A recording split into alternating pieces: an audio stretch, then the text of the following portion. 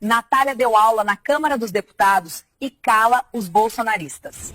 Pessoalmente, eu acho que Bolsonaro merecia ficar preso para sempre. Mas isso só me reafirma a importância dos direitos humanos. Porque se cada um aqui fosse decidir conforme suas vontades, suas convicções pessoais, não existiria Estado de Direito. Já pensou se os deputados que estão aqui falando na prisão, achando ruim a prisão de Bolsonaro, se eles ainda estivessem dizendo que bandido bom é bandido morto? O ex-presidente talvez vá deixar de ter direito, por exemplo, àquela saída temporária dos dias, né, que foi praticamente extinta pelo Congresso, mas se quando ele estiver no semiaberto, quiser trabalhar ou estudar, Bolsonaro, aí ele vai poder ter acesso. 2025. Quanto tempo esse país precisou para amadurecer até o ponto de colocar no banco dos réus golpistas? Eu sou de Natal, Rio Grande do Norte, presidente. Queria dizer o que eu estava fazendo no dia do segundo turno. Eu estava indo junto com outros advogados, porque também sou, ao Tribunal Regional Eleitoral, para fazer uma denúncia da ação que estava ocorrendo naquele dia, de tentar impedir o fluxo de eleitores, não só no meu estado, mas em tantos outros estados do Nordeste. Aqueles atos representaram uma forma de jogar no lixo o voto do nosso povo.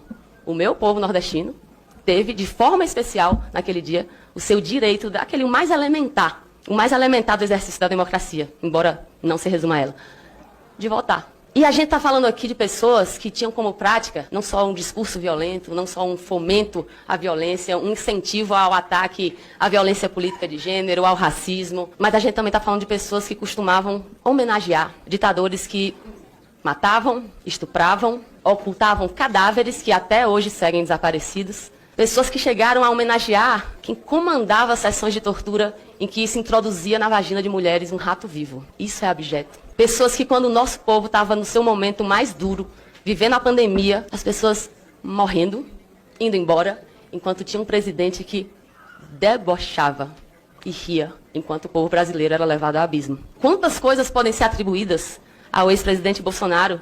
É um traidor da pátria, é um inimigo do povo brasileiro, ladrão e contrabandista de joias, adorador de torturador, estelionatário, frouxo, fujão, chefe de organização criminosa, covarde, organizador de rachadinha, parceiro de miliciano, assassino.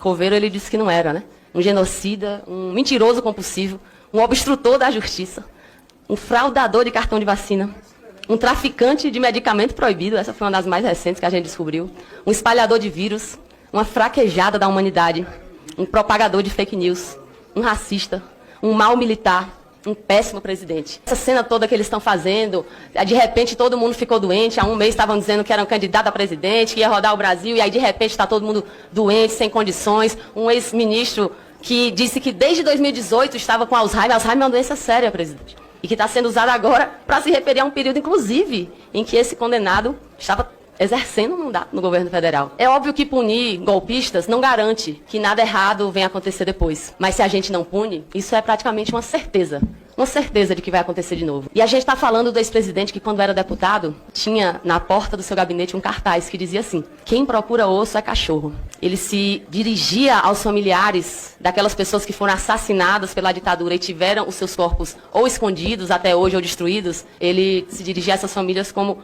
cachorros. É por tudo isso que a gente tem que celebrar o que aconteceu nessa semana. E a gente tem falado muito sobre o ex-presidente, hoje condenado, preso, Jair Bolsonaro. Mas eu queria ainda aqui mencionar a importância simbólica e pedagógica da condenação dos generais que tentaram dar um golpe. As nossas Forças Armadas precisam disso, que isso aconteça. Nunca havia acontecido nada. Segue no STF hoje uma discussão sobre a validade ou não de uma antiga lei da anistia, que foi feita para evitar a perseguição que aconteceu na época e posteriormente foi deturpada para que se deixassem impunes torturadores, estupradores, assassinos, e tudo isso ficou para debaixo do tapete. Nunca se puniu. Várias senhoras morreram sem receber os remanescentes mortais dos seus filhos. Várias senhoras morreram sem nunca ter um túmulo onde deixar flores. E a condenação desses generais agora, é preciso lembrar que não é o último passo, porque essas pessoas não podem carregar ainda consigo o nome das Forças Armadas. Essas pessoas não podem ter o direito de serem tratados com privilégios enquanto